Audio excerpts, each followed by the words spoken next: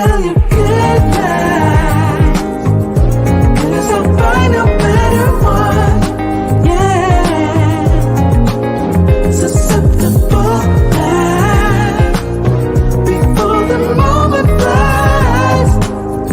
Ooh, so tell you good night, 'cause I'll find a better one. Ooh, susceptible night before the moment flies. It's not a problem, no, 'cause I know what I'm getting into. Yes. Yeah. And nothing can stop me. No. 'Cause I'm addicted to what you and I realize. Either way, I follow. No need to say where we are heading now, babe. I follow to the edge of it all. So tell you good night, 'cause I'll find a better one. Yeah, susceptible night before the moment flies, before it flies. So tell you good night, 'cause I'll find a better one. Susceptible night before the moment flies.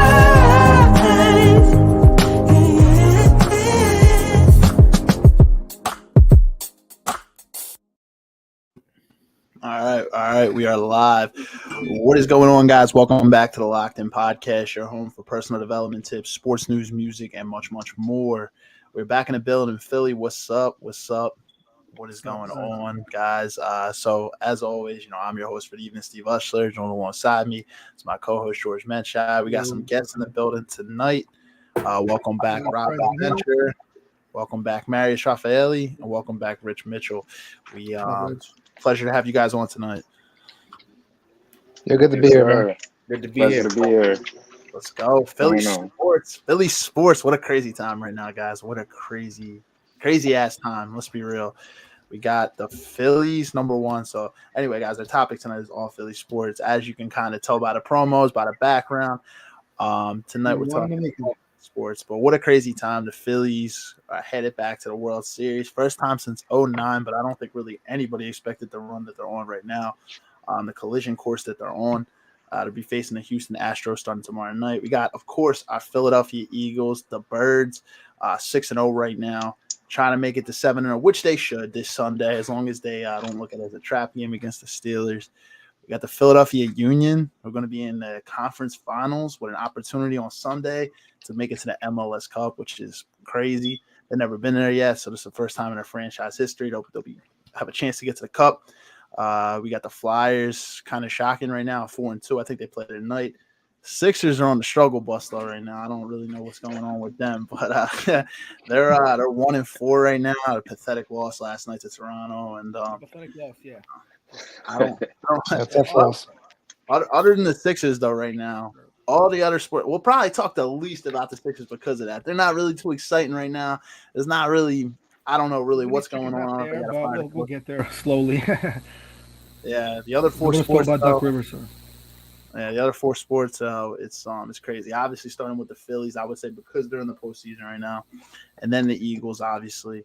But crazy time, guys. We will play the intro real quick, and then this is going to be kind of free flowing. We'll talk about all sports. Like I said, we'll probably talk the least about the Sixers, I'm assuming. But I'll play the intro, and then, guys, we're going to top into it from there. Sound good? Sounds good. Do it. All right. See you guys on the other side. Clutch.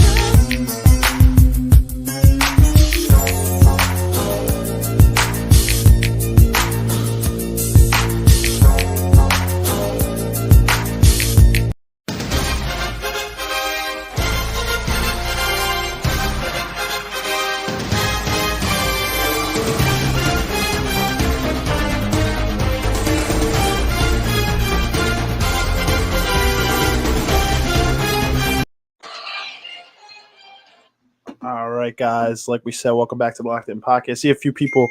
Looks like they popped in after the intro, so welcome. We're talking all Philly sports tonight. What a solid lineup of guests in the mix tonight. All these guys know their shit when it comes to Philly sports. Pull this up real quick.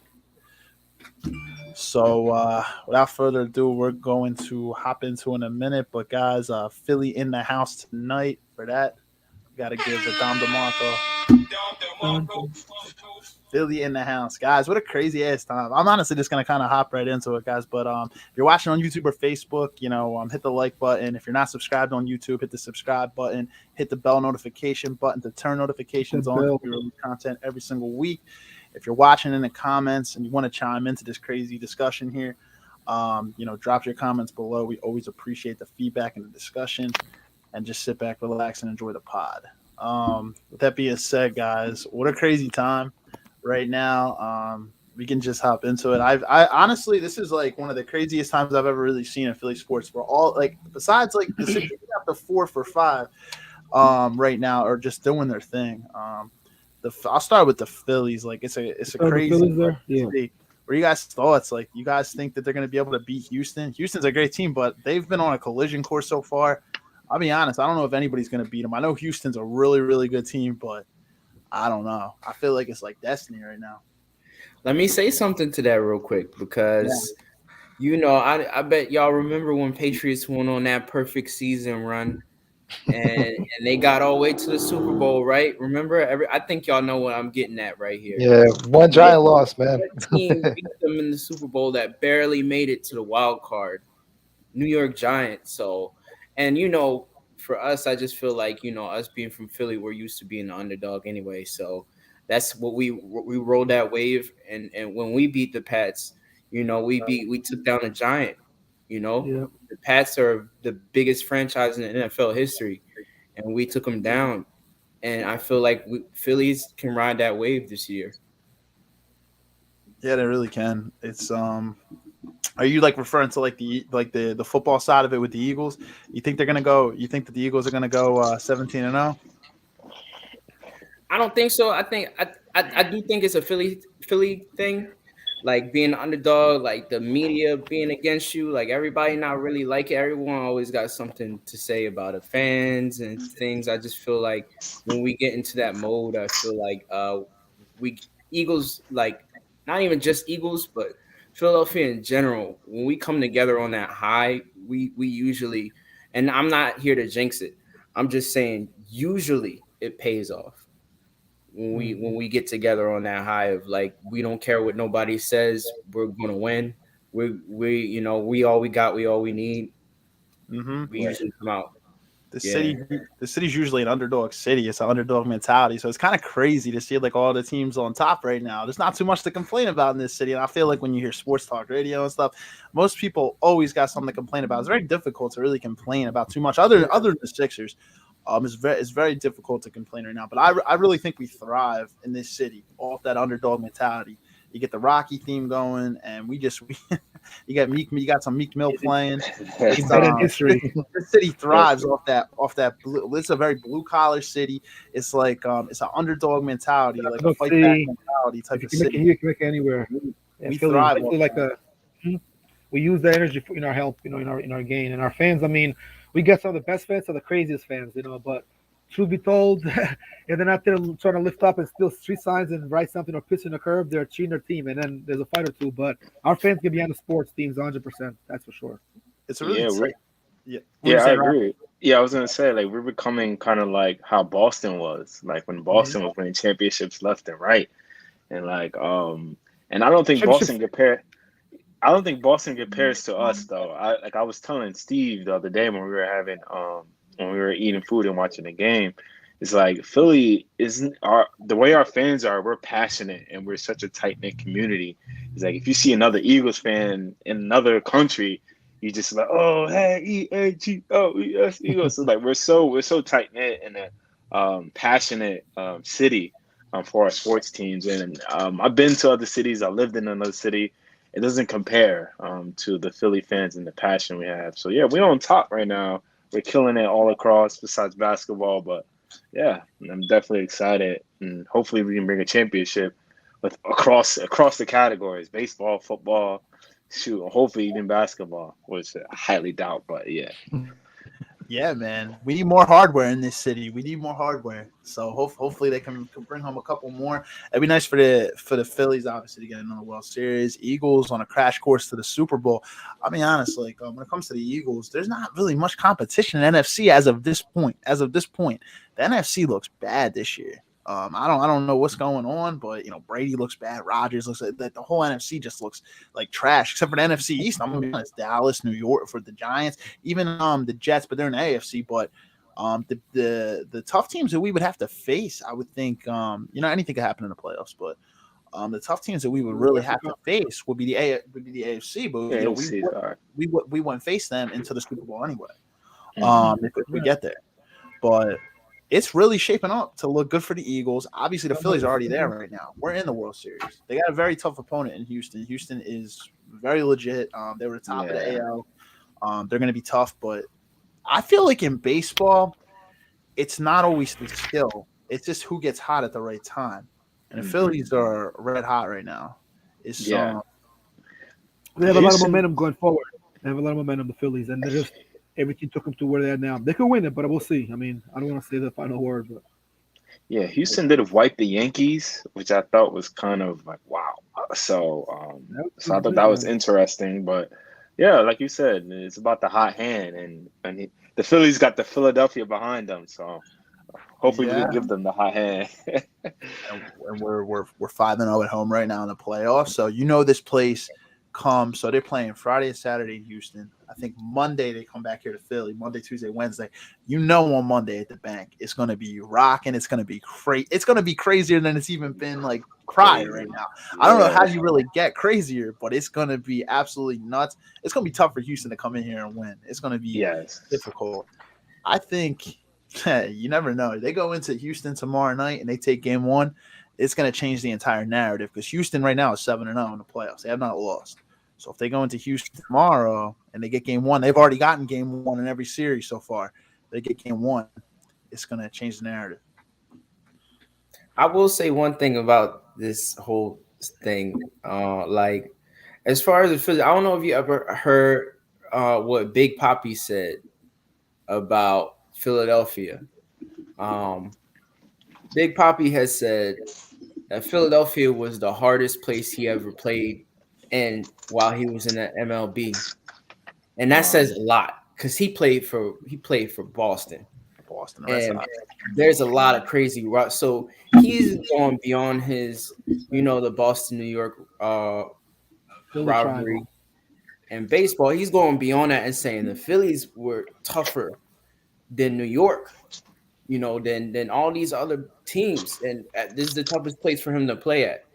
And so I just took that and I was like, wow, that says a lot. It's crazy, right? And you would think because the Red Sox are actually a direct rival with the Yankees.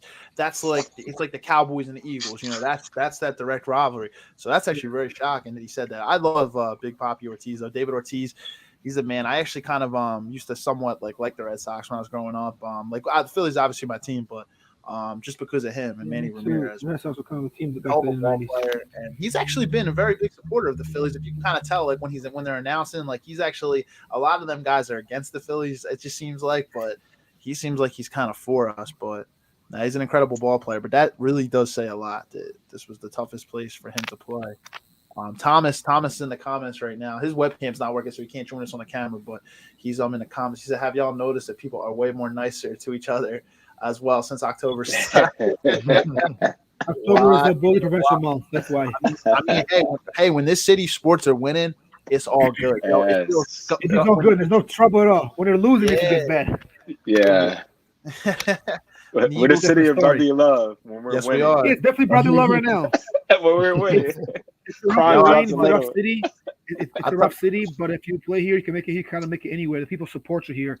Those that really know, they really care. And it's a brotherly love. But there's a lot of crazy fans and some fake fans, of course, and backstabbers. But for the most part here, people will hold you down. And it's kind of, for some reason, it's like Rich was saying earlier, and you guys said earlier, it's the end of the mentality. It's just like a rough city. Like, you just can't be, excuse my French, can't be a pussy here. You know what I mean? He's got to be just tough skin because they'll get it on you a little bit.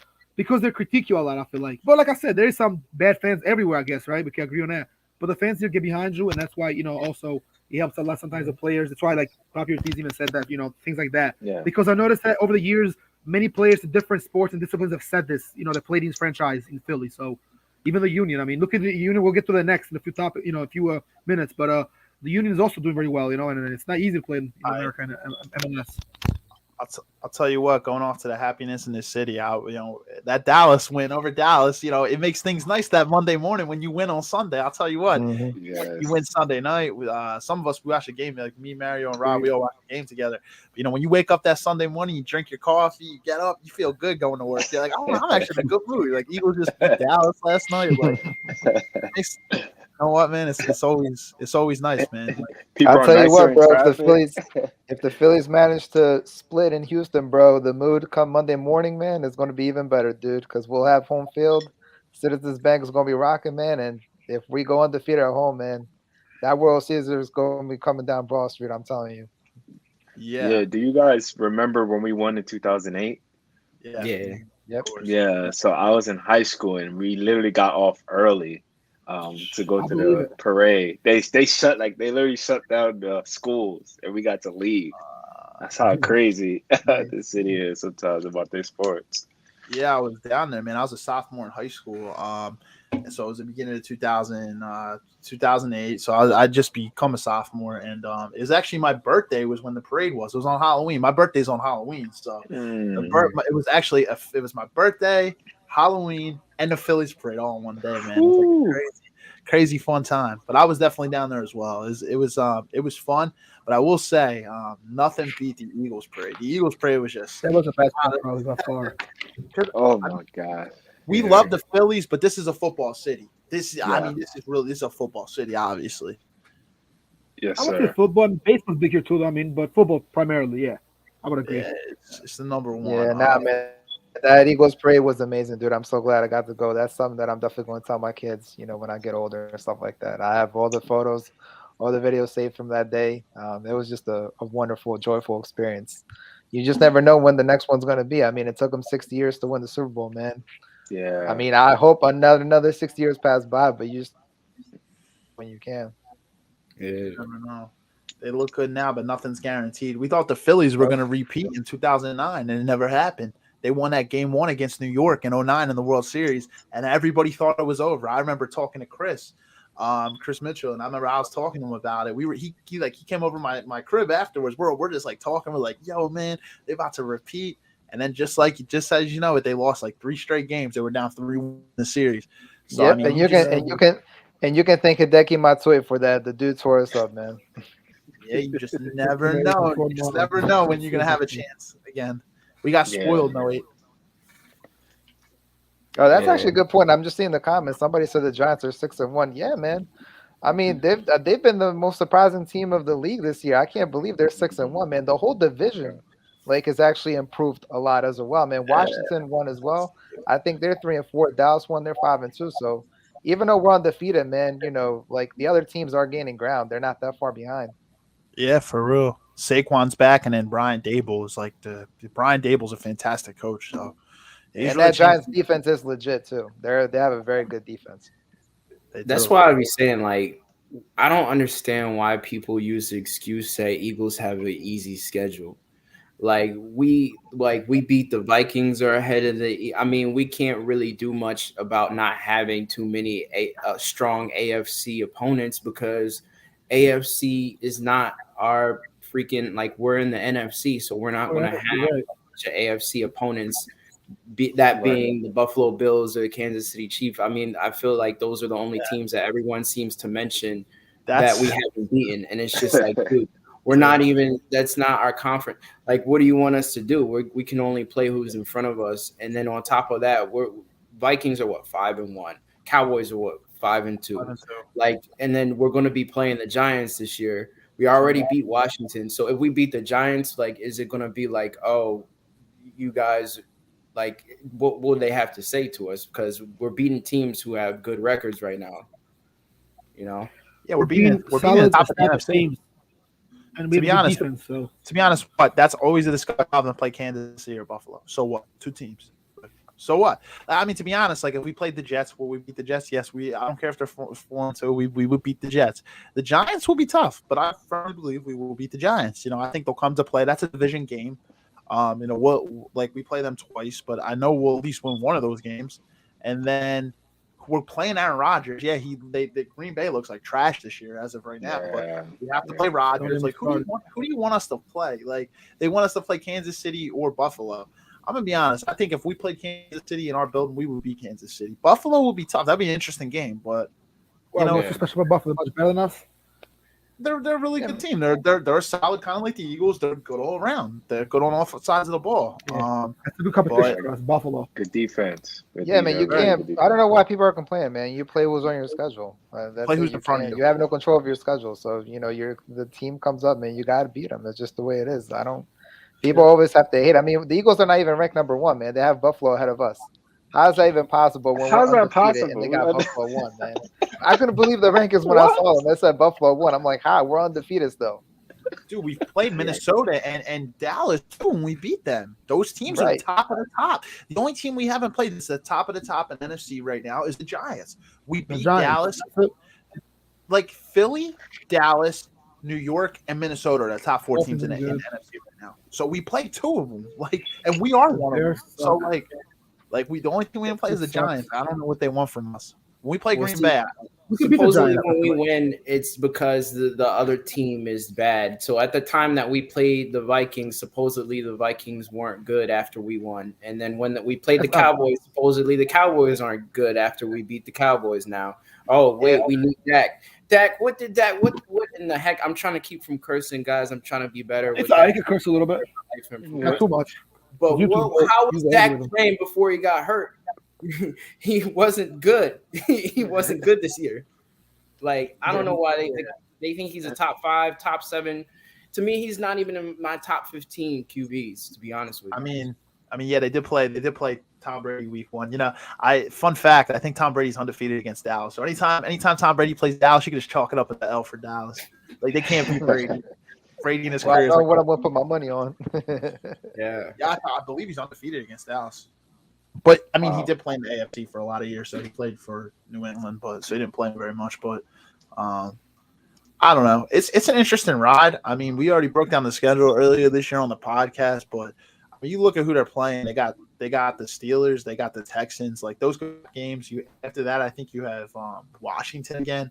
In Philly, you have the Colts. The Colts. Oh yeah. Another. That looks like 4 wins right there.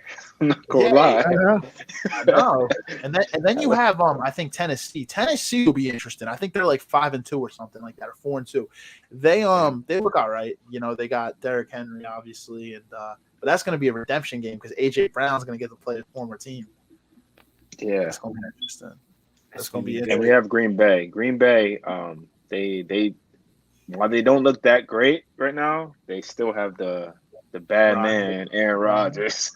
Never count him out. So it is true. We usually clean up against Rodgers, though. I don't know what it is. Even when Green Bay's good, for some reason, we usually have our years. They've had wins against us. They had a blowout win years back when Chip Kelly was coaching us. But to be honest, other than that, a lot of times we play Green Bay, we beat them. I don't know what it is. The only thing is, so my little brother, he's a Green Bay fan. I don't know how. It still annoys me to this day. But he always used to give me flack when they beat us in the playoff. Remember when we had Michael Vick, and then Michael Vick threw that pick in against the Packers in the end zone to Riley Cooper, and he always gave me flack for that. Always. So I really hope we whoop on them this year, so I can put it in his face. No mercy. Then what the excuse will be? Oh, Rodgers is getting old. Rodgers. Yeah, Rob. Maybe you should take your Rob. Maybe you should take your brother to the actual game, so you can see the ass whooping in person. Yeah, we actually talked about that. We should actually go to the game. Yeah, and it's Green Bay, so they might not give them too much of a hard time. I know Eagles fans will give people a hard time, but it's different if it's a division opponent. If you're a Giants or Cowboys fan, you walk into the link. Good luck to you. I'll get the tunes already, but guys, one thing I will say, guys, is that when it comes to the big dogs, because I really think I really think we are the big dogs. I still think we're an underdog in the sense of in the media's eyes, and then other people outside of the city. I still think they still view us as not good enough. But I like that. I don't know about you guys, but I actually like that because one, it keeps us on our toes. Like it keeps us like, listen, we still got something to prove. And there's an organization with the trade this week for Robert Quinn. We traded him for a fourth round 2023 NFL draft pick. Robert Quinn had 18 sacks, 18 and a half sacks last year.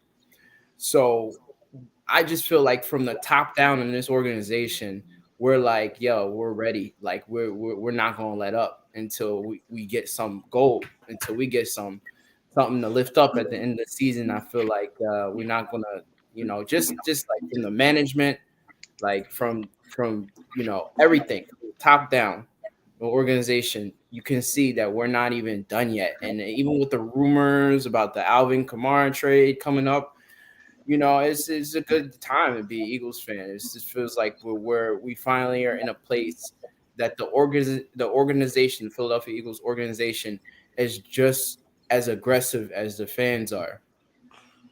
And just to add to that, man, Howie Roseman, man, we got to give him a round of applause, man. That guy been killing it. Looking at our draft picks for next year, I noticed that we have a Saints first round pick, and the Saints are horrible. So we're gonna get a pretty high pick next year, even with a great record. And then him adding all these new pieces from the offseason paying off, then him going to get Robert Quinn after we have Derek Barnett go down. Man, Howie Roseman is making up for that Rager pick. He is. He knew he owed the city.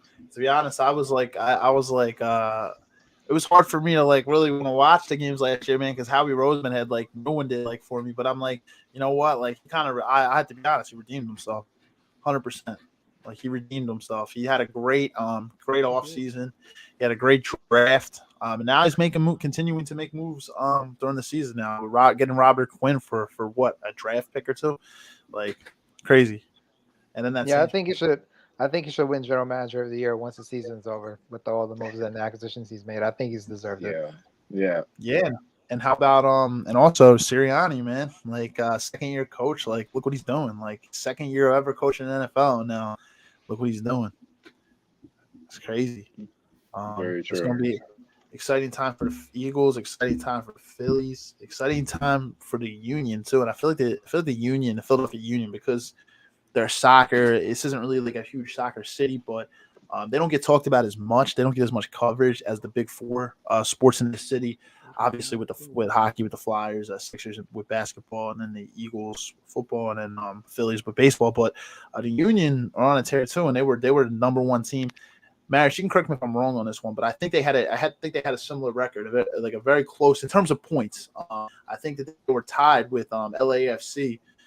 In the West, or I guess like the other conference, and then it was close. I think LAFC had like a better, they had more points and whatnot, but we were number one in the East. They had a really good year.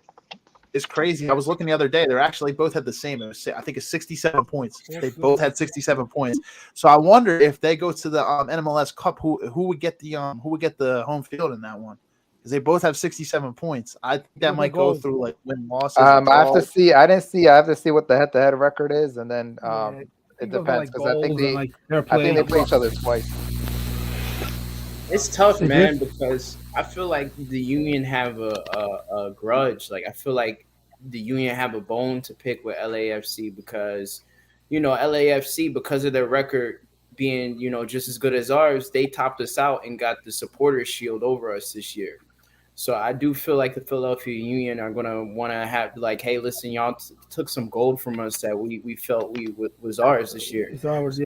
I feel like they're really going to want that MLS Cup, Yeah, well, we got to get past New York City first before we can even think about New York is good, though. Big game against New York because New York's no pushover. They're going to come out firing on Sunday. The New York Red Bulls, I think they're called? No, it's a New York City FC, bro. The Red Bulls got eliminated. Yeah, NYCFC. Versus Union. New York. I think Full Club. Didn't they knock out the Union last year though? Didn't they knock out the Union last year? Is this redemption? I think they might have eliminated Philadelphia last year in the playoffs. So this Yeah, might be and I think we actually got eliminated at home too. From New York. redemption. No, not New Redemption. York. Redemption. It was tough because our team, a large amount of our team was out. We're injured. Yeah, they were out. You know what I So mean? like that, this is a redemption time because we ain't gonna have that this year. It's redemption. Yeah. We're back in Philly. We're home. I hope they get it done. But you're right, Marius. No pushover. I'm actually looking at the head-to-head between LAFC and the Union. They played in May. 2-2 is a draw. So I don't. It's going to be interesting if both those teams do win. So obviously we got to win, and LAFC would have to win too. I think that they're playing Austin, or they're playing, or is it FC Dallas or Austin? No, they're playing Austin. Yeah, Austin beat Dallas 2-1.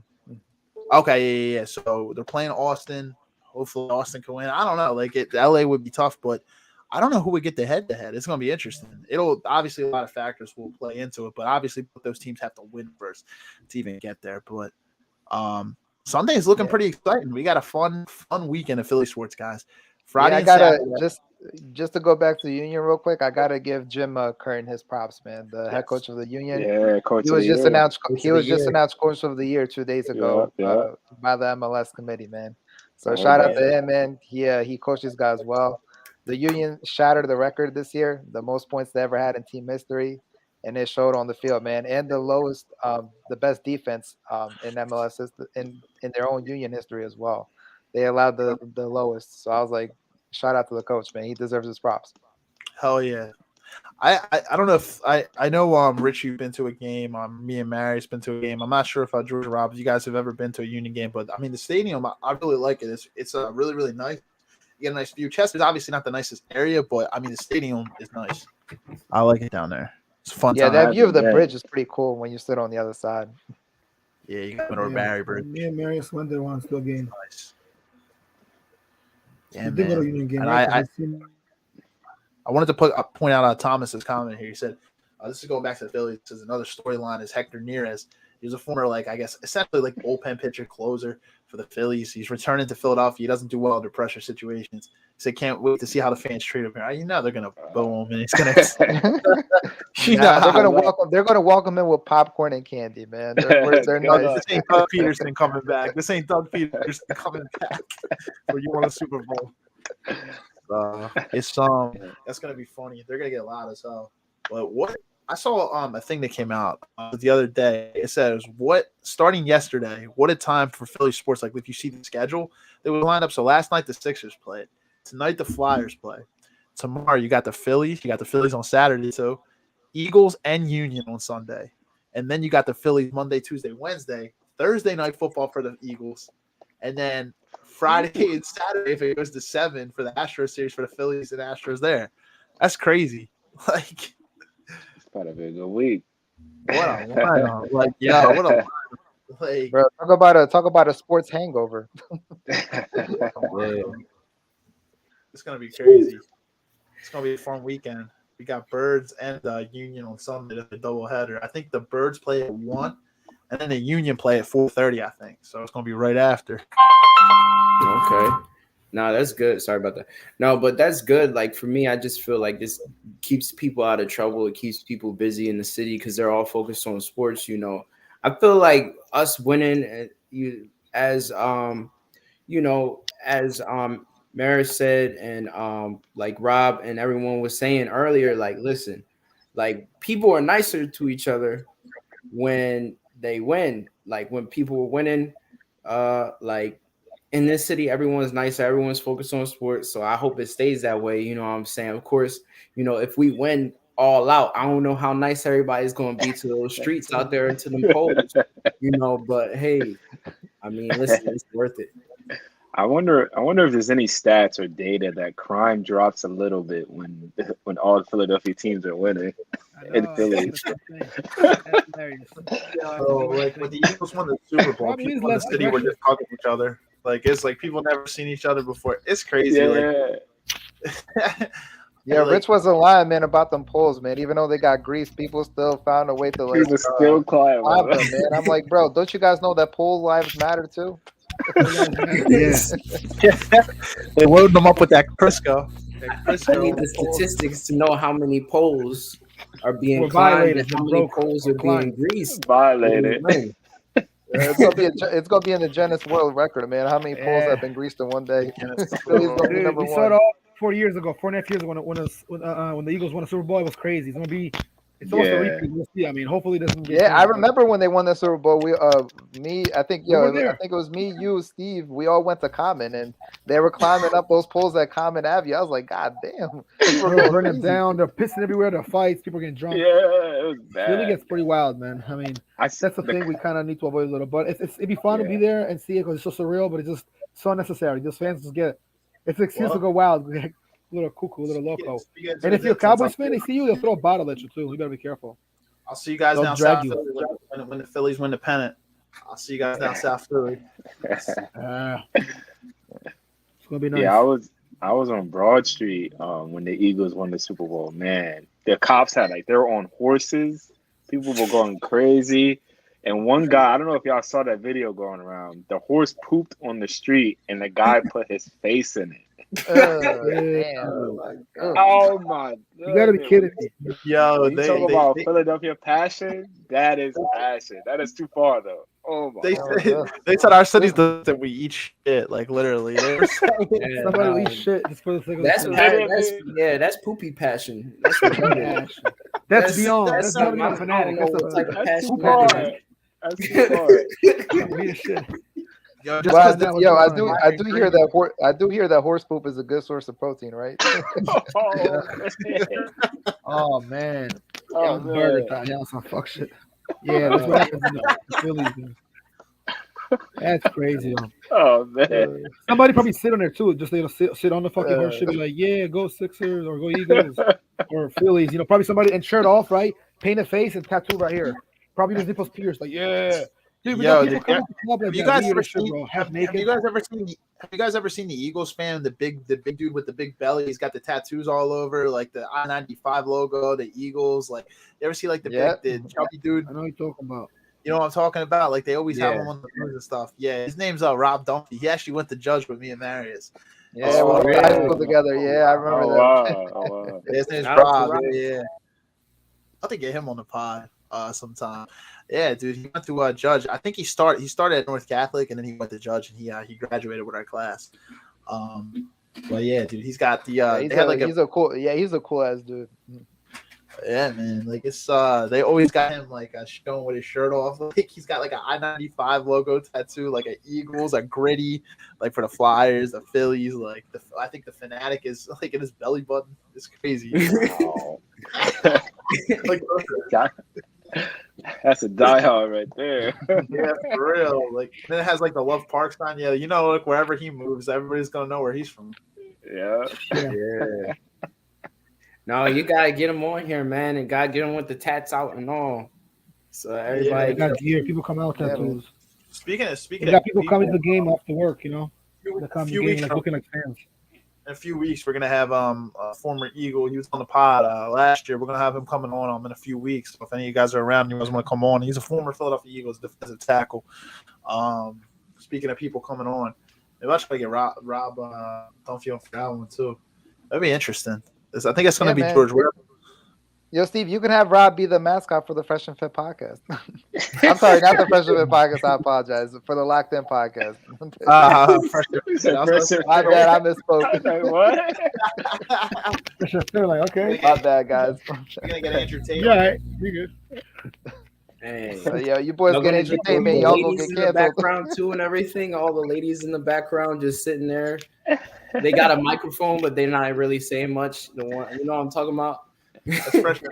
They got the Yeah. No, that's hilarious, man. Their Money Monday ads are actually gems, man. But most people probably don't tune into those, man. They want to see the entertainment. But I'll tell you what, man. For the real estate side and investment side and crypto and all that, they actually got some. They got some good episode contents for Money Mondays. Yeah. They do. But yeah, man. Then we got also in the city, but I mean, it's not going to be as talked about as much because it's early in the season. The Flyers are 4-2. They were expected to be absolute dog shit this year. I mean, they look actually decent. Our starting goalie, Carter Hart, he's 4-0. And then the backup goalie, because of back-to-back days and rest days, he's 0-2. But our starting goalie is actually undefeated so far. They played tonight. And the Sixers, I don't know, dude. I think Tough loss last night, man. Tough loss. Might need a coaching change. The Sixers just can't really excite me right now because, like, even before the season, like every year it's the same thing. They go to second round. It's like, how many times can we see that happen? And then, like, you don't get out of it. Like, the team just seems unmotivated. We didn't do much in the offseason. I didn't see any big name signings we had. We did quietly build our bench, so we have a much better bench than we had. And we signed PJ Tucker. That's about it. We have PJ Tucker now. Yeah, PJ. But yeah, he's also 38 years old. You know. Yeah, man. I think they're expecting too much out of Joel Embiid and James Harden, man. James Harden is not the same guy that he once was, man. I'm not saying that he's not like a great player or anything like that, man. But it's not the Houston James Harden, man. Like, he's on the decline of his career, dude. The other guys need to step up. Tobias Harris needs to step up. That whole bench needs to step up, man. You can't rely on two guys to carry the show night in and night out, man. Yeah, it's eventually going to catch up to you. They want to trade him. They want to trade Tobias Harris. I think Tobias had like 3 points last night, dude. Like, come on, yeah, man. I'm like, that fat contract that he has, man, 3 points is unacceptable. Dude, he had 3 points. He only had 3 more points than me, dude. And I sat on the couch and ate popcorn. Like, come on, dude. Funny story for any Philadelphia people out here. I don't know if y'all saw the Nets were playing somebody, and Kyrie threw Ben the ball, and Ben went to pass it, and Kyrie said, "Ben, shoot!" Like, yelling. Yeah, I saw the video. I was dying. He's like, "Yo, shoot it!" Like, yelling, "Ben, shoot it!" Like, yelling at him. Ben Simmons already fouled out in 2 of the games that he's played. Yeah, I'm like, he got bodied by Giannis. Giannis did body him. They said Giannis was living in his mind rent-free, man. He heard footsteps. I think that's what he said. I hear footsteps when he passed the ball. He's like, "Ben, shoot!" And he heard footsteps. Well, listen, man. If he's scared of Trae Young coming up after him, bro. If Giannis is coming, dude, he's gonna be out of there, man. Yeah, if he's scared of Trae Young, that's unforgivable. That's the source. I think that's the source of everybody's anger towards him in Philly. I think that is the source right there. Like, not shooting it against the Hawks. I think that he won't be able to bounce back from that one. Like, he's a liability, man. He's a liability in the offensive end, dude. I get he's a good defensive player, man. But if you can't shoot, like, when you're on offense, man, you're essentially playing 4-on-5 out there, dude. 4-on-5, yeah. You're eventually going to have to shoot the ball if you want to make it far. He ruined something great here, man, because the man has unbelievable talent. Like, you can tell. Look how physical that dude is, and like how the way he's built. Like, that dude could be James if he just worked on his craft. Like, but the fact that he's lazy as hell with the athletic ability he has, he's got that crazy athletic ability, like, to be just lazy. Like, it's not the physical side of it. It's the mindset. It's the mental side. He ruined something that could have been great here, man. We had Jimmy Butler and stuff. I mean, Ben was one of the reasons. Obviously, Brett Brown was the main one, but why Jimmy left. But man, when we had Jimmy Butler here with Ben and all that, we could have really did something great. And it's just unfortunate. We really could have did something great when we played the year we played the Hawks too. We were great that year, and he ruined it. That's why a lot of people despise him. Things. Yeah. Like, it's crazy. He didn't play no games last year. He was completely inactive on the bench. Nah, man. And his attitude last year didn't help either, man. Instead of fighting through adversity, working on your craft, improving yourself, and trying to become stronger, man, he just sat on the bench like a pussy and did absolutely nothing. And that right there, I think killed any chance of reconciliation he had with the Philly fans. Yeah. Meanwhile, he'd rather go sit in candy stores and get caught on video. Like, they caught him on video like a candy store. The dude was like, "Yo, Russell Westbrook, what's up, bro? What's up?" Like, messing with him. He had his whole little posse security come out. Like, Ben was just like folding up. You guys see that video? Ben. Oh yeah.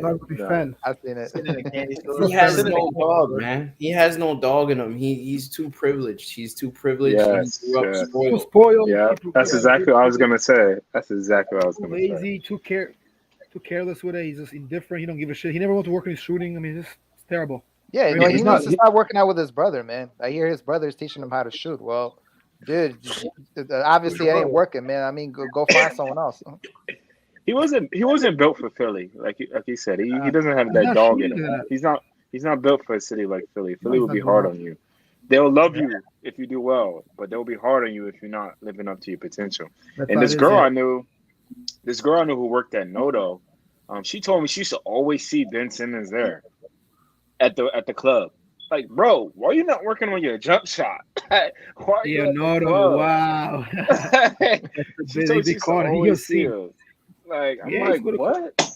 Like it's all right to enjoy your life, but work on your craft. Like this is what we pay you the money for. You always see him out doing something. He used to go to Park a lot, like PARC, the restaurant, like in Rittenhouse. He was always out there, like all the time. Like I was like, dude, he just wants to live the basketball lifestyle. Like he just seems like he's that guy that he's got an ability. He wants to collect a check, live a basketball lifestyle, but not do actually too much put in work. the work.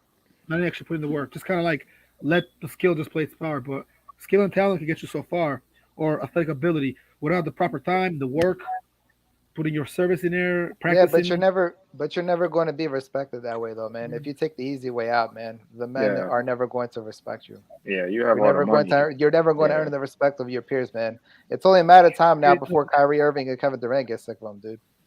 Yeah, I think Doc. They're already probably starting to. I think Doc Rivers is part of the problem here too. I'm gonna be honest. Like Ben Simmons was definitely the main focus why we lost to the Hawks that year.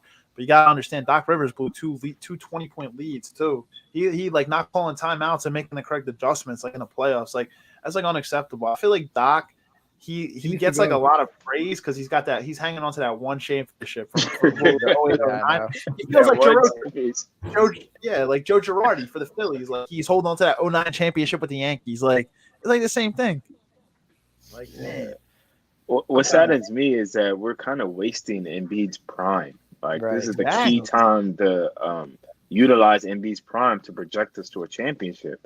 And the Sixers haven't won a championship in God know how long. So 80s so 80s since Doc. It's the best time to like we're wasting his prime. Who knows? A couple years from now, he might end up like James Harden on a decline. Yeah. So it's been 40 years. Yeah, so Embiid's a beast. MVP season like last year. So we gotta capitalize while he's in his prime before he gets hurt. Who knows? Like, I don't even know how many more years he honestly has left, to be quite honest, dude. Like he's already in his prime, and if bad, he was in his prime a couple years ago too. Like he's getting up there, man. So it's just I always say the same thing. Like it's a shame. It's just another year. What are you going to waste another year with Doc here to like not going to beat a championship? Like I just think Doc Rivers ain't it. Like I think he's got to go. Like I really kind of thought that last year, but I knew that the organization was going to give him another year for sure. But if they don't turn around soon, man, you got to fire him in the season, bro. I don't think you can wait until another playoff exit, man. You might not even see the playoffs with the way you're going right now, dude. Yeah, I think if you have a really bad record by 20 games in, you got that. Me and my buddy were talking about it the other day. I think if you're playing terrible by 20 games in, he's got to go. You got to do it. I don't even know I don't know who you're going to get, but I don't think Doc's the answer. Let's get up, man. Let's get off this, man. I thought we wasn't going to talk about this. This is making me sad. This is making me sad. I'm supposed to be happy right now. Y'all got me sad. I'm just moving to sleep, to be honest. I feel bad for I feel bad for everybody who had to play with Simmons.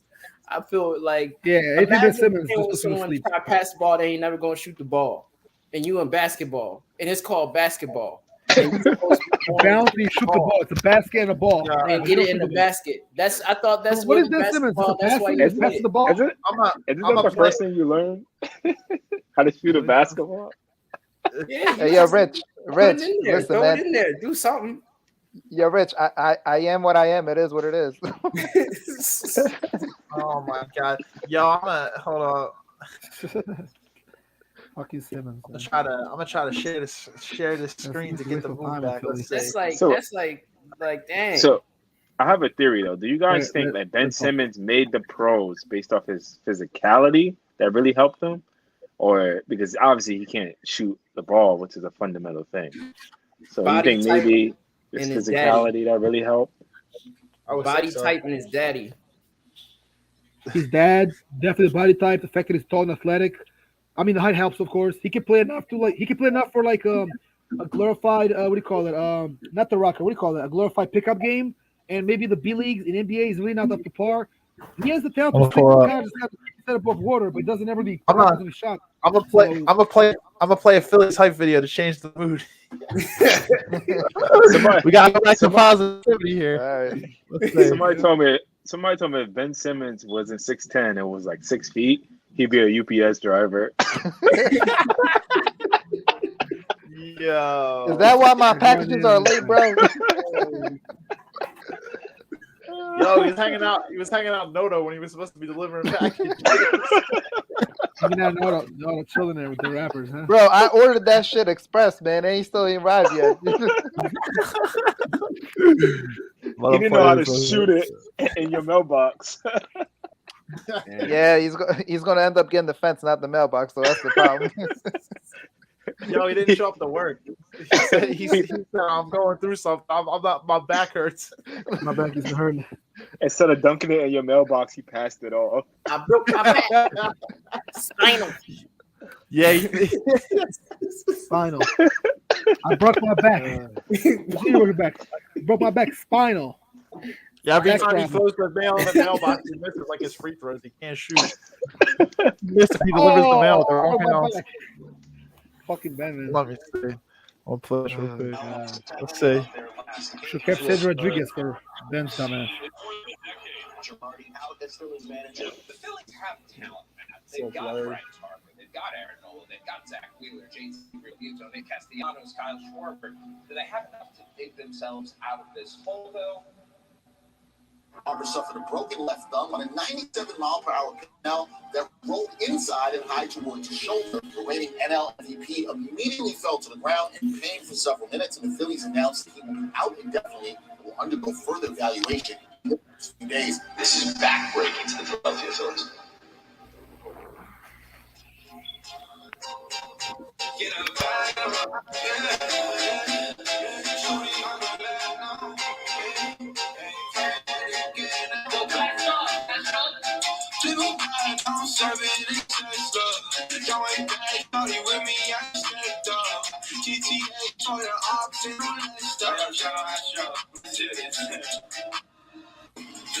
And I'm serving this stuff. Going back, shawty with me, I stepped up. GTA for the ops and all that stuff. Shawty wanna be my angel, y'all blessed up. Get right up in the store, got it to the fan. Y'all watch out for ops, yeah, they not my friends. People treat me like I'm Sonic, cause I got some bands. Well, I don't know, that was us, and now I'm feeling stance. I been sticking to my paper like I am stable. I ain't know I'm about to say, but I ain't really anymore. I be getting all this cash, I don't need a label. Made it up for nothing fast, yeah, this is a fable. Now they always see me out, got me feeling fuego. Got me always plugged up by a talking cable. Spending all my money cash, right up on the table. Johnny turned into a fan, this is a fable. Look a little toxic, baby, but don't be afraid.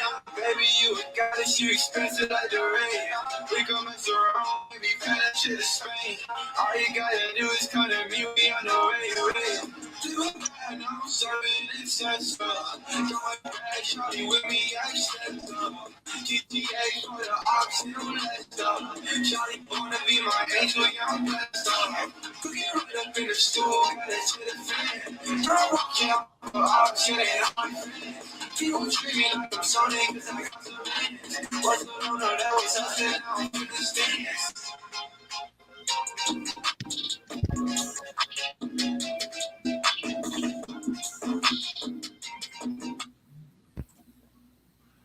Let's go. There we go. I like that. Let's go. Yeah, it's gonna be nuts. It said, then let's see, Thomas Khan. He said, "I apologize to Yankees fans. They were right about Girardi all along."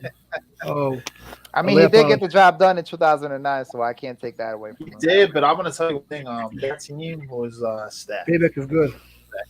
That was a stacked team. They had Alex Rodriguez, Teixeira. You had Jeter, Hideki Matsui, Jorge Posada, Johnny Damon. And then you still had Mariano Rivera. You still had the pitching. Like, that team was stacked.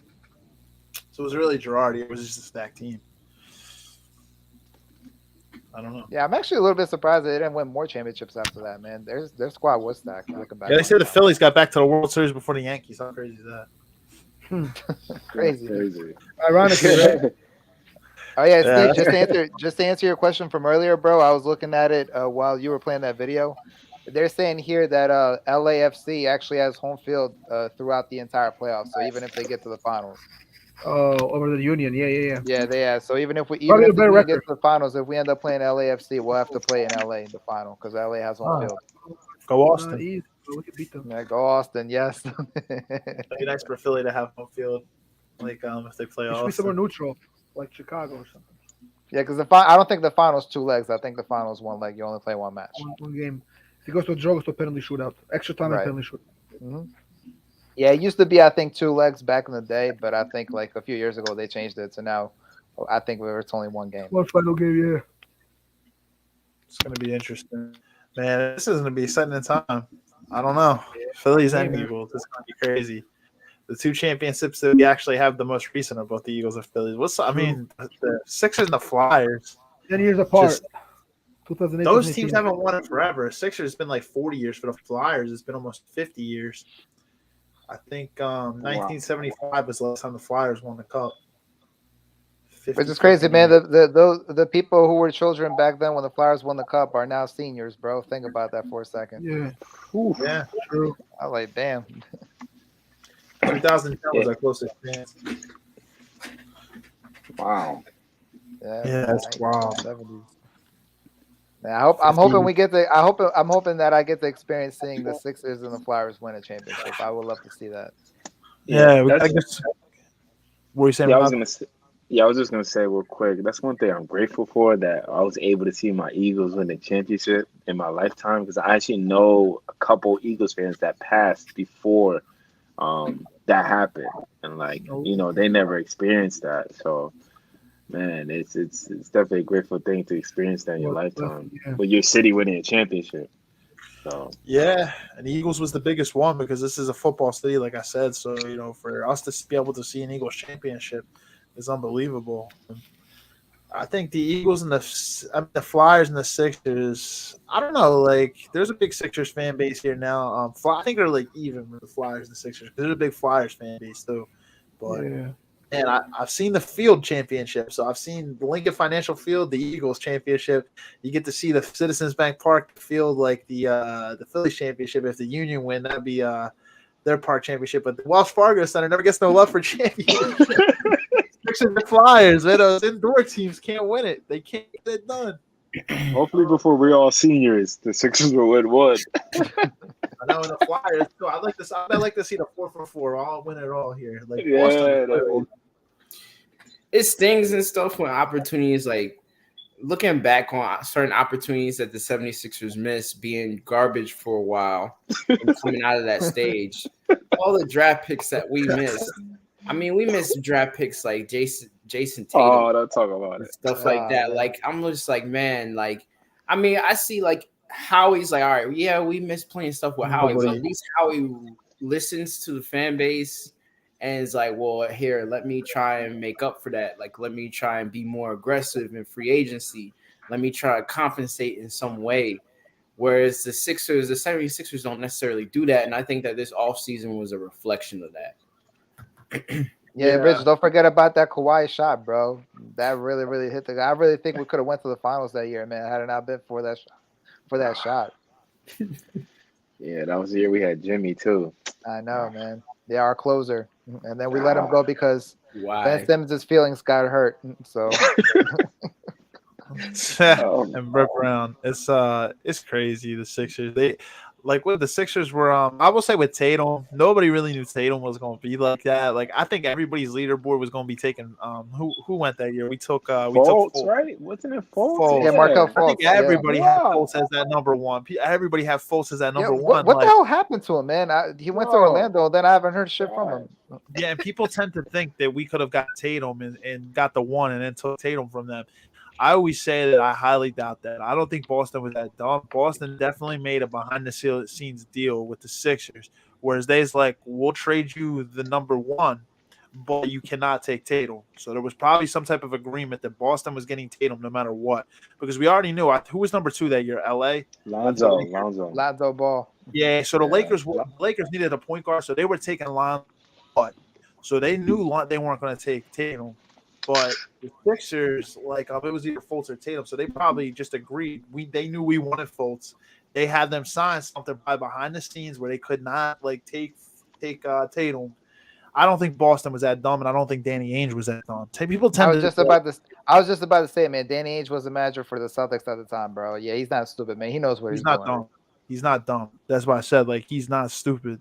And I don't think anybody thought Tatum was going to be as good. Like if we could have seen that, obviously it would have been phenomenal. But I don't think there's anything we would have been able to do about it anyway. But the aggression, Stephen, the aggression as a result of everything that transpired, there's no response. You know what I mean? It's no response in the off season. You know what I mean? I understand some things are just unavoidable. In some circumstances, it just happens, whether it's backdoor deals or but we weren't active in free agency that much this off season for basketball. And we didn't. I mean, we kind of like Rob was saying. You know, it's like and Mario. I think Mario said the same thing. Like every year, it's the second round with the Sixers in the playoffs, and I just feel like we have a glass ceiling that we need to break. And unless we get more aggressive in our front office, I don't think that we're going to break that glass ceiling. Rich, with the way they're going, bro, I don't think they're going to see any rounds, man. There might not even be an opportunity to see a round, bro. There's going to be an early exit, dude. Last year, with the way things are going, they better wake the fuck up. Yeah, last year towards the end, they were what was it? Nobody thought they were even going to beat Toronto in the first round. They thought Toronto was gonna beat us. I swear, man, if they coughed up a 3-0 lead, Doc Rivers would have been the biggest choke artist in NBA history, dude. Hey guys, if they really choked that 3-0 lead, man, bro, I don't think Doc would have ever lived it down. What we could do is tank the season and get that draft pick for what's his name, the guy from France, the 7'4" top prospect. I thought. Listen, man, I thought trust the process was over. You want to go back to that process 2.0 round 2? We're gonna go 10-72, just like we did back then. Remember we went 10-72. Oh my well, we're gonna do that, man. Can we go 0-82? Let's set a record at least. Well, we already won a game, so it'll be 1-81. No, I'm saying for next season. Take next season as well. Go for 82. Set some records along the way. At least make it worth it. 1-81. That would be even worse than 0-82. At that point, you might as well just go 0-82. Why should we even win a game? Like, you had to get that one win. What are the chances the arena is going to be sold out on that 82nd loss, bro? Over or under? Dude. Oh god, I'll take everybody come out to see history where our beloved Sixers go without winning. They tank. You see Embiid coming out like 400 pounds. They like not caring. Embiid, he had Chick-fil-A right on the court, like not caring. Like yo, this team is Ben be over in New York laughing. Like. Hey man, front row court seats, man, are like $2, bro. We should jump in. Ben says, "Oh, that's the invitation to Philly now. They can go 1-81. Can y'all request a trade? I'm coming back. I don't have them pressure on me." Oh god. But I was looking at the draft where we got Fultz, and it looks like we also had Donovan Mitchell come out that draft. Yeah, he went to Utah. A couple good players. Yeah, we had De'Aaron Fox. There was a couple good players we could have got. I mean, like you said, I guess Fultz did look like the best prospect, and you never know with these drafts, man. You never know. We got bad luck. We got bad luck, man, in these drafts. Then you get Simmons. I mean, Simmons was obviously the top of that draft. And then who was number? I think Ingram went in that draft. It was Evan, or not Evan Ingram. Brandon Ingram went after Simmons. I would still say if Simmons actually played hard, Simmons was the best in that draft. Yeah, he won Rookie of the Year. I don't think Simmons was a bad pick. I think Fultz was. He's actually kind of on the rise. I don't think Simmons was a bad pick. Simmons wasn't a bad pick. Simmons just got exposed in time. Yeah. Like early on, man, I don't think people knew that he couldn't shoot. So, like, I think they respected him. But then as time went on, man, they saw that he couldn't shoot with the leg, dude. That's when he became unguardable, not unguardable, but that's when he became unplayable in the offense, man. He just got exposed with time, dude. But initially when he first came out, like that was actually a good pick because he actually played very well. He wouldn't have won Rookie of the Year if that wasn't the case. Right.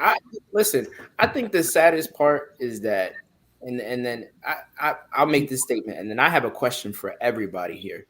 But I will say, um, the saddest part is not that he got exposed. I think the saddest part is what he did after he got exposed, which was absolutely nothing to improve it. Like I think he sent out a couple. I think he posted a couple of videos of him in a park somewhere, or him doing some pickup games and making shots, doing some pickup games. I'm like, how? No one's going to take that seriously. You're playing against people who aren't even probably never even played in NCAA basketball. Like you're making shots against like some dude around the corner. Like it's just like that's what you do with that. Like it's pretty sad. So And yeah, real quick, I'm looking at the draft 2016, 2017, 2018. The Sixers made all bad picks. Well, the picks didn't turn out great. At least Ben Simmons was a good pick, but it didn't turn out great.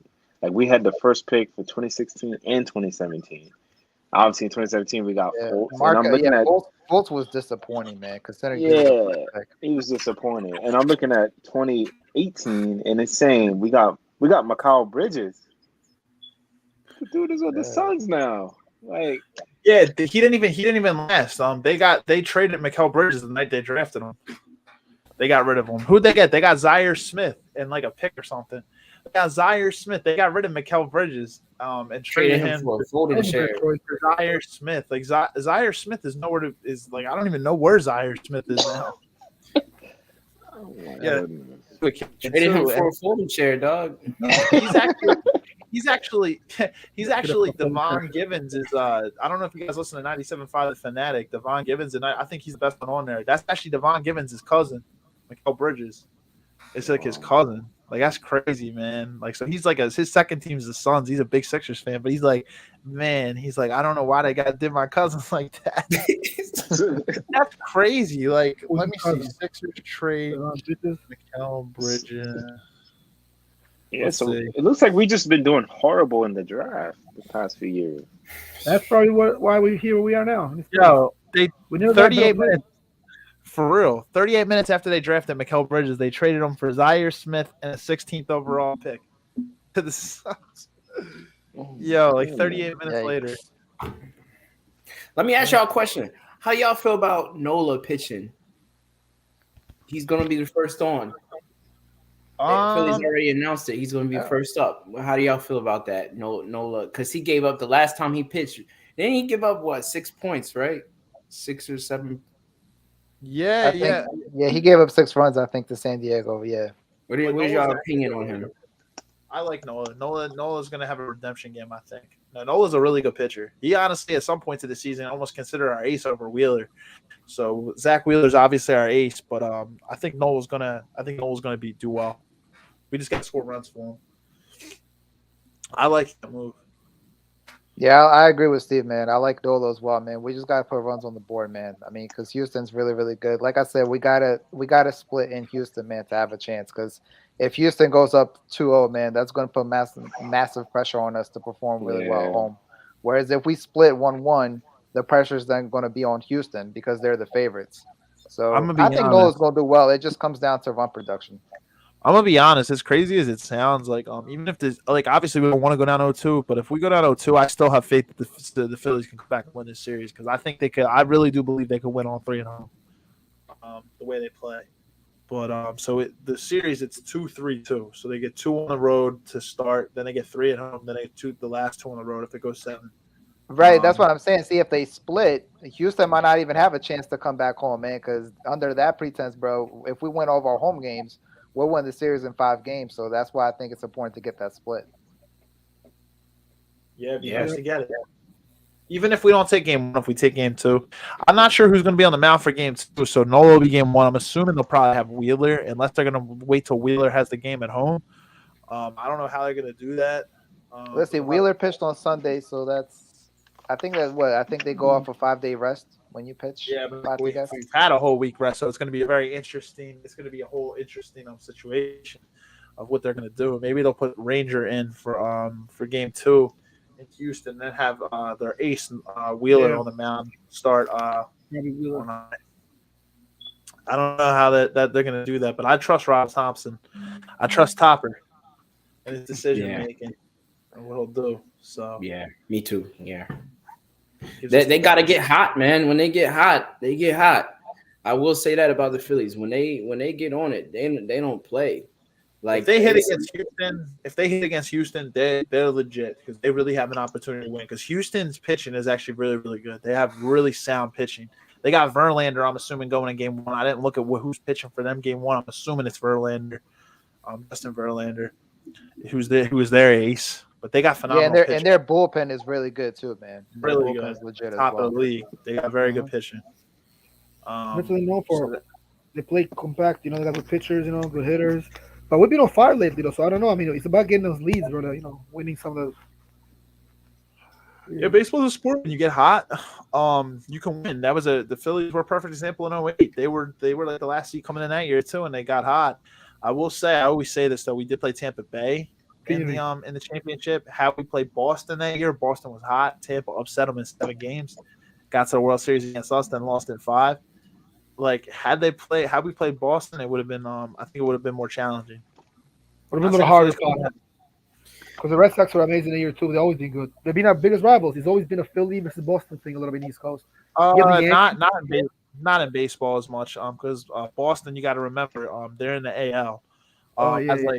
Yeah, so it's a little bit different for the Mostly Phillies. basketball and like New soccer. York And Mets. Yeah, I would the say New the York Mets and the Braves are our rivals, man. Yeah, the Braves is definitely Marlins, our career rivals. Like Nationals. the Phillies is the Braves. Who commented? Let's go. We gotta see. I'm trying to see the comments here. Let's see. Let's read some comments real quick. Take the time for it. I saw Layla. Layla said, "Let's go." Layla. Yankees are our true rival. Who said that? let's go. I don't know who said Yankees. Let's see. I will say this: like we're scary at home. Like we're scary. Like has anyone beat us at home so far? In the playoffs? No. Not the Phillies are playoffs. undefeated. No, we're 5-0. Like that's scary. Like and with all the pressure, you got to think like with Houston's like record, like they got a lot of pressure on them to win because they made it there a couple of times, right? And they and the one that they did win was controversial. So Yeah, they cheated. Yeah, Steve, wait for those trash cans to get banged, bro. You watch, man. Oh wait, here's the changeup coming. It's disgusting. That was just sad for the sport of baseball. I'm really surprised they didn't get stripped of their title, but they had the mic on too, or the buzzer on the chest. You remember Altuve, who still plays for them? He hit the walk-off home run to go to the World Series, and when he was coming around, they were all going to jump on him because it's like they were going on to the World Series, and he said, "Don't rip my shirt." And they slow it down. He's like, "Don't rip my shirt." He's pointing at them and stuff like on the thing because he's got a fucking buzzer on his chest. It's like when a fastball comes in, 1. When a curveball comes in, dun dun 2. When a slider comes in, dun dun dun. So they had a camera like checking the signals, and he's getting the buzz, so he knows what pitch is coming, what type of pitch is coming to him. So he had a buzzer on him after he hit the World Series. Like after he hit the home run, they come around, they're all celebrating. He runs into the dugout. They're trying to interview.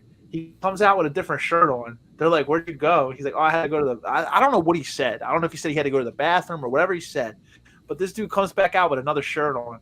He said he was sweating. I don't know what like happened. Like, yo, what the hell? Like, come on, man. Like, ridiculous. Yeah, it was very sophisticated, man. They would use cameras like they had a camera on center field all the way in the back, man, to where nobody could notice. And it zeroed in right on with the catcher, so they already knew which singles were coming and shit, man. I was like, wow. I'm like, damn, dude. They were able to catch it within like a few seconds about what pitch it was going to be, man. So I'm like, yeah, Steve, you're right, bro. They should have been stripped of that World Series. Yep, exactly. This is Bryce. Bryce had commented, and he said, Houston has all the pressure, and Philly's the underdog. They have no pressure. Agreed, because nobody expected us to be here. Houston was the top of the AL. They had the opportunity. Like they should be where they're at right now. So it's absolutely true. Pressure's all on Houston.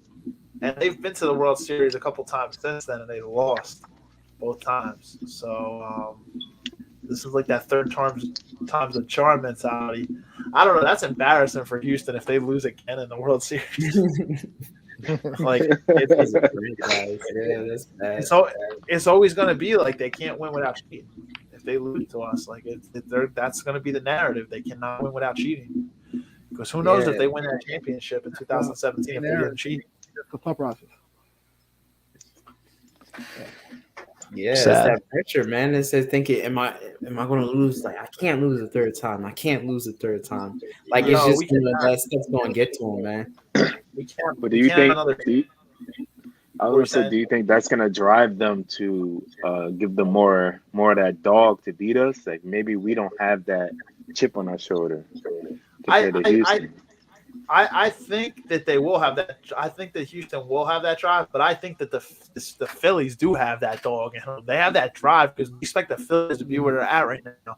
So we have that crazy drive right now. It's going to be interesting. It could really be a 7-game series. It's going to be interesting.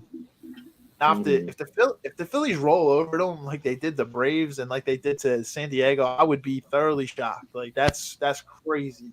If they do to Houston. If they do to Houston what they did in the last 3 series, that's going to be ridiculous. Nah, I don't see that happening, man. That Houston pitching staff is too talented, bro. I don't think they're going to allow the Phillies to stream over them like that. I'm just saying, if that does happen, if it happens, it's gonna be insane. That's going to be crazy. I'm like, shit. It was just meant to be. It was just destiny at that point. Yeah, that means now we have the coach at the helm. After we got rid of Girardi, we already had the talent, right? And now we have the coach at the helm. If they do that to Houston, they steamroll Houston. This team could be good for a very long time. We could be getting. I'm wondering how shitty Girardi feels right now, bro. He had the team for a few years, didn't do jack shit. His replacement comes in and they end up going to the World Series. How crazy! Yeah, then we had Gabe Kapler before that. Jesus Christ. Yeah, well, he's San Francisco's problem now, bro.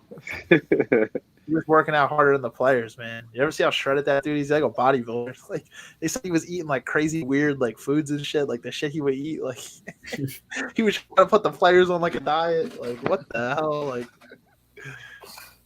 I don't know. He just seemed like he didn't vibe. He didn't vibe with the players. Like he wasn't a players guy. Like you got the chemistry with the players. You know what I mean? That they usually have. Not a locker room guy. Thought he was better than everybody. Like it's like people don't remember when Chip Kelly was on the team and he was trying to make the players drink like these healthy protein shakes, and then you look at Chip Kelly's short little fat ass. Like bro, like that's like bro. I'm just saying. Let's be realistic. Like he's trying to say these guys gotta get in shape. They gotta be shredded. Like and then like. You see the coach, and he's like trying to have like that hardcore mentality. People look at Chip Kelly, they're like, "What the hell, dude?" You can't talk to grown men like a certain way, man. It might work in college football, but it ain't gonna work in like in the pros. Yeah, they're grown men. They ain't gonna have that. Yeah. I wonder what you put in those smoothies to make him look like that, dude. He had them special smoothies he used to have them drink, apparently. He had smoothie players. I remember hearing about that. I was like, damn. Protein shakes. Thank God we got rid of him, man. Then Doug Peterson came here 2 years later. We got a championship. Right. Remember that high-speed offense Chip Kelly used to have? Yo, they would score. They would score, but they would gas the defense. The defense, yeah. That defense would be leaking, just sweating all game because the offense wanted to get off the field and score so fast. Score so quick. You get a fast 3 and out or a fast score. Either way, the defense is going to be on the field and they're going to be tired. That Chip Kelly offense, and he had like all the he had weird plays. Situation. What's that? The poster holders to switch the next play. Yeah. He's one of the worst thing to happen to this city, man. I think he's one of the best things that happened. I think he and not in a way that you're saying. I think he's one of the best things that happened because we were like, dang, we can never have this happen again. We can never do this again. We went from Andy Reid to him. Yeah, I know, man. That was a bad jump off, bro. I mean, bro, we went from college. We pulled him from college. Bro, we went from cheeseburgers to smoothies, man. Think about that. Yo, like I'm gonna be honest, like oh no, go ahead.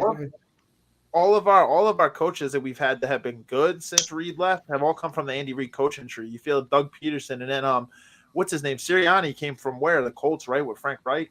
So like they've all somehow spread out from the Andy Reid coaching tree. Chip Kelly didn't. He came right from college. But every coach who's been good with us since, with like you had freaking Doug Peterson, and Frank Reich worked with Doug Peterson the year we won the Super Bowl here in Philly. Now he's the coach of the Colts, and Sirianni worked under Frank Reich. So in a way, it's like the whole tree is like all Andy Reid. Like crazy. And that translation from college to the pros hasn't been working out too well. You see Urban Meyer, they took him from college, put him in the pros. Horrible. Chip Kelly, like it doesn't work out that well from what I'm noticing. When they pull a coach straight from college with no NFL experience. Yeah, Jim Harbaugh is the only exception. Yeah, that's true. It didn't work out for Nick Saban in Alabama when he came to the NFL years ago either. Never worked out. Oh yeah. He might want to stay in Tuscaloosa, bro. He's good there. Very good point. They still think they're in college, man. Like a lot of these coaches have this egos that's already built off of college success, and they try to take that ego into the NFL. You got to prove yourself all over again, and the NFL is a completely different beast. And they try to come in and implement the same strategies, and the same thing. Like everybody doesn't already know their identity, and everyone's just they get whopped. Like Chip Kelly had worked for 1 year. Our best year was a 10-6 year, right? And then after that, like we were just trash. We got and then the ego that was attached to that coach was just crazy. Ego. Like you traded Deshaun Jackson away after not even traded. You didn't even trade him. You didn't even respect him enough to trade him. You released him after his best season so far that he's had in the NFL for. So basically, I mean, to me, as he got full control. You know that they had gotten Howie Roseman out of there at that point in time. So Chip Kelly, that even made his ego even, crazier than the normal coach that comes from college that goes into the NFL because of their success. Full control. Marius, yeah, remember, bro, he was the one who traded for. Remember, bro, he was the one who traded for Sam Bradford, man. Yeah, Marius, what an awful trade that was. Marius, how did he get fired again? Didn't you say he won't? Bro. It actually wasn't. Well, I think eventually it was going to lead to on the field, but what happened was, I think the story was Jeffrey Lurie every year, like during Christmas time, he holds like a get together with the team and the managers and all that, like a get together. And Chip Kelly apparently thought that he was like so above that he decided not to show up to the get together. And Jeffrey Lurie fired him the very next day. Gee. I was like, damn. That was probably he probably was already thinking about firing him, and that was like the straw. That was the straw. He's like, it's done. Sure, the broken was back. That was that was the rap, bro. Where did he go after the Eagles?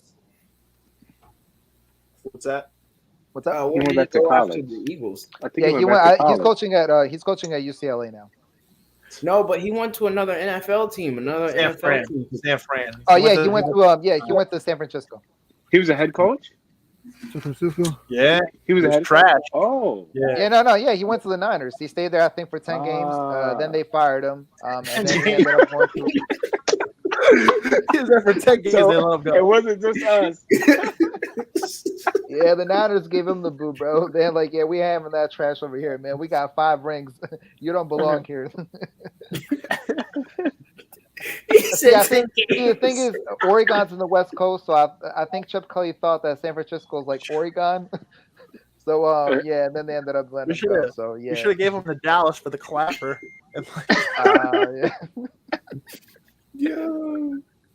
Bro, I'll tell you what, man. Real talk, bro. I would have Jason Garrett over Chip Kelly anytime, any day, man. Yeah. Oh yeah, dude. Yeah, I would have him. Dude, I can't stand Chip Kelly, dude. I mean, bro, you see his playbook? It's like a children's book, man. There's like 5 plays in there, dude. Oh my gosh, it's so bad, man. He doesn't value talent either. He doesn't value talent. He values his scheme, his system, talent. Yeah. System because he's a way or no way. He just like he has a huge ego. With the plays, with the talent, he doesn't do what's best for players. He plays how he thinks he should play. Like it's just tactics. I mean, different plays. Yeah, but it's tough to get away with that though in the NFL. Like with the systems, like college is like different. Like in college, you can succeed with the system. Like in the NFL, man, Like teams adjust so well that like if you don't switch it up, man, you're going to get exposed quick. And that's what happened with him. Like the first year he was here, he did good because nobody has seen an offense being run like that, where the plays will be run like every 6 to 7 seconds. But eventually they adjusted, and look what happened. He got exposed, and off the door he went. I mean, you went from having like a menu made out of crowns to like from Andy Reid that had the all you can eat buffet menu for a coaching playbook from to like a menu made out of crowns where he's got like 10 plays on Chip Kelly's book. The fact that he was showing like slideshow cards like when he's like coaching, like what the hell? Are you kidding me, man? Who drew this up, bro? Like They said, "Get him out of here with your little fruit shakes." EDP went nuts when they got Chip Kelly out of here. He was going nuts. He's like, Chip Kelly, what's up with it, cuz? Like, He said little fruit shakes. Bro, I thought he was having a heart attack when he sent that video out. he said, laughing. He's like, get the F out of my city. He said it take Billy. What did he say?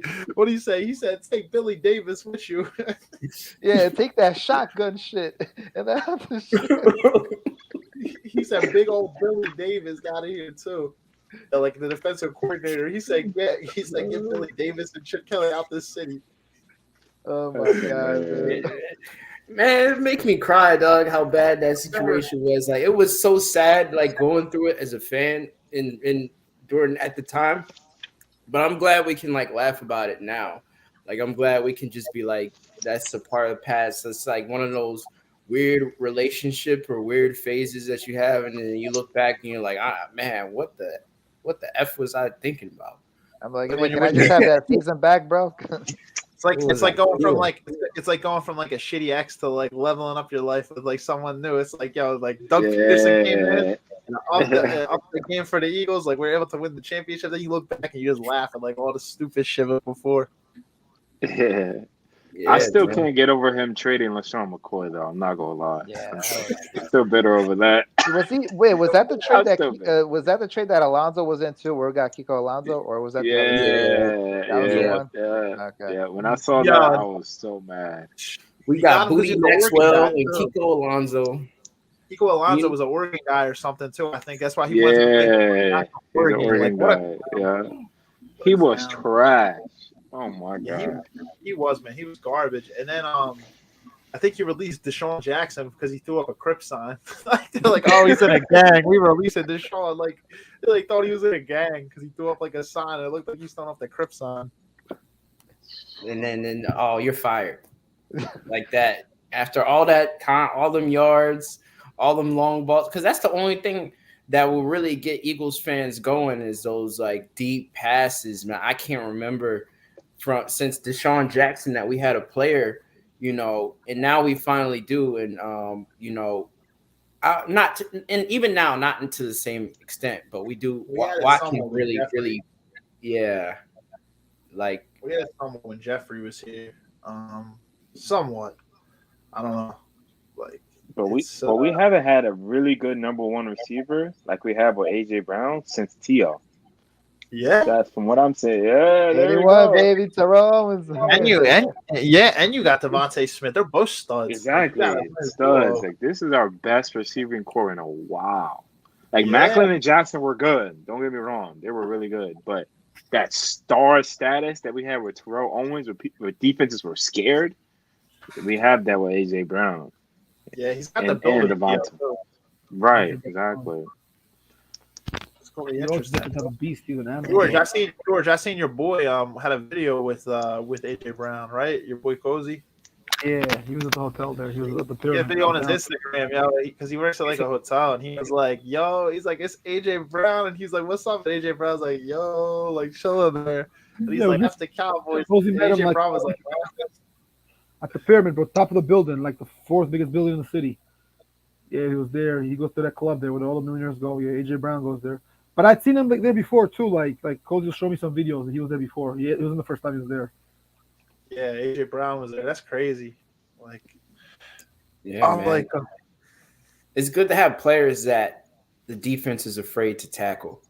You know what I mean? That's a good feeling to have players like that, like where it gets in the fourth quarter, the other team's defense is tired, and everyone's just like, you know, they were even saying AJ Brown was saying, like, man, I seen some of these Cowboy players, their heads were down. Like they were already defeated because you got that some person who's very intimidating to tackle, and then you're tired on top of that, and it's like Bad combination. you're getting beat up. You know, it's a good feeling, man. It definitely is. What a time for Philly sports. Go Philly. What a time. How do you I guess how do you guys feel about the trades and then the rumors and stuff like that? Like how do you guys feel about the Kareem Hunt rumors? Do you think we need another running back? Do you guys think we even need that? I don't No, know. we can't. But who knows the future? I Beckham, mean, Miles he Sanders has been playing very well, so I'm not sure. I mean, and we if he still improves have our he, fix, he carried us in that win over Jacksonville, and then he also played really good against Dallas too. yeah. Yeah. Miles is pretty solid right now. I mean, I was hoping we would get McCaffrey. Not gonna lie, I heard the rumors, but I think we're good. I think we're good with what we have. To be honest. Hmm. yeah. Yeah, man, No, him I going agree to with San that. Francisco, man, what a. Oof. I'm We like that still caught me got by Boston surprise. Scott. We still got Boston Scott, and then who else do we have? We have Kenneth Gainwell in the backfield too. We got Gainwell. We got Scott. I think like yeah, I mean most of those guys aren't going to get the gist of the carries anyway. It's going to be Sanders, but Boston Scott, man, he's a little guy, man, but he plays with heart, kind of like Sproles used to. When Sproles was Hmm. here, like a little different style, but like I'll tell you one thing: Boston Scott always lights up the dance. So look for him when we play New York. Always Yeah, scores against Scott's like the. a I think bowling. He's like a bowling ball. he He is, runs man. hard, He's strong, strong, man. Strong. and you can't see him when the line is blocking. Yeah, yeah. You got Kelsey and Lane and the big boys up front. It's difficult. Right, But, right. I I don't think know, as long as man. we stay healthy to the majority, like the most part, the important positions where we need to stay healthy, I think this team could be really scary. I think they could I beat don't think anybody. Sanders is going to stay healthy though, bro. Like I don't think Sanders is going to stay healthy. You know, because last 2 years he's been hurt at some point during the season. You know, it's like like, like I still think we might need a power back, honestly. Like, Um, Yeah, maybe, but I don't know. I think their strong suit is going to be. I mean, they do run the ball, but they also throw. And then I mean, also you got Hurts as a running back too, essentially, because you got to account for Hurts. He runs too because he's a Russian quarterback. Yeah. So it's interesting the way our offense is built. Our defense is top notch. We actually got two good cornerbacks for the first time in a while too. I'm thinking since Which is Lito with Sheldon, so we oh have Lito yeah, Shepard and Brown. oh yeah, top two ranked on PFF. Top two ranked corners, best cornerback duo in the NFL right now, and that's a fact. That's not me just yeah, saying that as a fan. That's a fact. yeah. Yeah, real talk. They Facts. proved it on the field too, man. Exactly. Oh man, I guess could probably wrap up here. I didn't even realize we've been on for like a little hour and a half here. Unless you guys want to add anything before we wrap Yeah, up and make last some closing comments. comments. Yeah, man, go Phillies, man. Go Union. Go Birds. So You know, go go Flyers. Go shitty Sixers, and hopefully they turn around, man. We got this, man. Let's go. Fun time to be a Philly, man. Let's get this. Yes, sir. Let's best go. time ever. I want to thank you guys for all coming on. Thanks, Rich. Thanks, You guys, Mario. Thanks, Rob. And also, I know Thomas didn't have the webcam, but Thomas was in the chat. So thanks, Thomas, too. Thank you guys. Appreciate all y'all. Anytime. We got. I can't wait, man. Yes, Looking sir. forward to coming back on, man. Yes, sir. Yes, Let's sir. go Philly. Let's go Appreciate Philly. you That's being here. exactly Have a good right. one. Philly in the building. Philly in the Get it. building. Gotta play for Philly. Let's go The Philly. city of champions, man. Hopefully, city of Yeah, champions. let's add to the hardware. Let's add to the hardware. Um, yeah, I think it's actually a good time. We could probably just wrap it up. I don't know if you have anything to add, George, before we bounce. Also, thanks to the other comments. Bro Simmons, my boy Bro, commented in, and then Layla commented in as well. So thank you guys all for the comments. But With that being said, guys, like, comment, subscribe as usual. We'll be back next week for episode 104.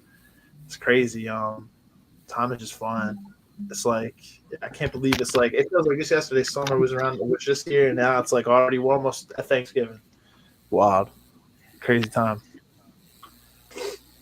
Crazy. Yep, good stuff, guys. It's great, podcast, great episode. We'll have to do something similar again. We'll see how the season kind of unfolds for each of the teams individually. Maybe next time we'll talk about the Sixers as they turn it around. So we'll see. But appreciate you guys. Have a great weekend. Have a great early weekend, and we'll see some of you guys later. You guys are definitely invited for when we bring one of the former Eagles players. Then we'll have some big names coming up, hopefully, or some somewhat recognizable names. But yeah, let's keep doing this. Let's keep working, and go Eagles. Exactly. Now, Phillies are probably like the main priority because they do got the World Series. So Exactly. So let's alrighty. go. Let's go. All right, guys. Well, with that being said, thank y'all, and I guess we'll just call it a night. Good night, everybody, and have a great weekend. I'm sure I'll talk to a bunch of you guys, but take care, guys. Go Phillies this weekend. Go Eagles. Go Union. Let's go. Let's go. Have a good night, you guys. Take care. Peace, Man. fellas. Take care. Good night. Yeah.